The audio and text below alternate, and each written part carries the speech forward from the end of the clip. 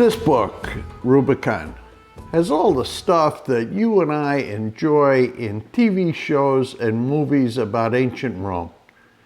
It's got gladiators, orgies, murders, wars, barbarians, assassinations, and throw in a little bit of incest. It's got characters who were all superstars of the ancient world. You know the ones I'm talking about: Julius Caesar, Mark Antony, Cleopatra, Caesar Augustus. And it's got a bunch of other guys that you may not recognize right off the bat. Guys like Sulla, Marius Crassus, for example. But they were all just as ambitious, just as bloodthirsty as the better-known guys. So this book is a history of Rome in the last century BC. It describes the people and the events that converted Rome from what they called a republic into what we call an empire. Now look, don't click away just yet and write this off as some boring, dry as dust history book. I'm here to tell you it's quite the opposite. Look, for example, here are a few of the title chapters. It'll give you a feel for the flavor of the book. One chapter is Luck Be a Lady. Another one is The Winner Takes All. And there's one called Blitzkrieg. So this is what they call a popular history with the emphasis on the word popular. Now, no surprise there. The guy who wrote it, Tom Holland, is not a professional historian or some kind of college professor. And by the way, not that there's anything wrong with being a part of academia. Instead, if you Google him, you'll find that he's written all kinds of stuff, including even some vampire novels that I haven't read. But I think that that kind of background really pays off for us everyday people, because he knows how to tell a story in a way that's going to keep us turning the pages. Now, I think his main idea is that the ancient Romans had an outlook on life, on politics, that more or less guaranteed that their republic was bound to fall apart.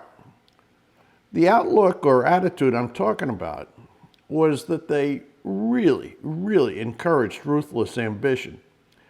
They totally liked guys who knew how to win wars and kill a lot of people in the process.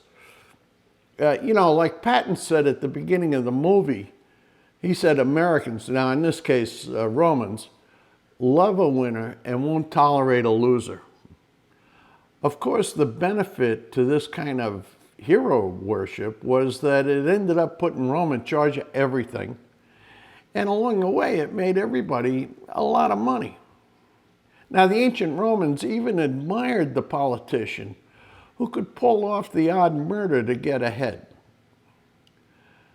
Now, while they liked this kind of stuff, they pulled together a political system, and this is what they called a republic, that was designed to put the brakes on anybody who got a little bit too big for their britches.